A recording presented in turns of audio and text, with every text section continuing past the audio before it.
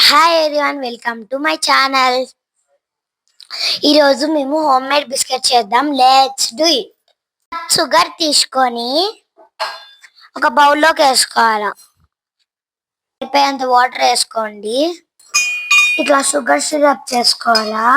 గోధుమ పిండి ఒక బౌల్ తీసుకొని 2 స్పూన్స్ వేసుకోవాలి. మీకు ఎంత కావాలంటే అంత వేసుకోవచ్చు. నెయ్యి వేసుకోవాలి.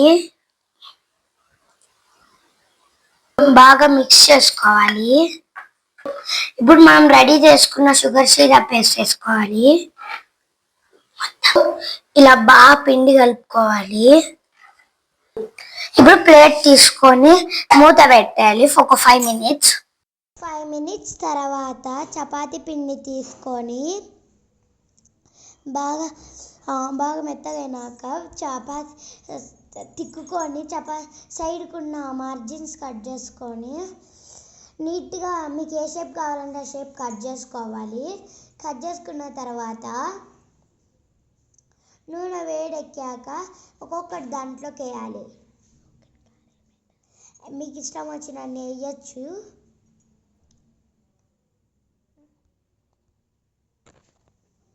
ఇలా ఫ్రై చేసుకొని పక్కన పెట్టుకోవాలి.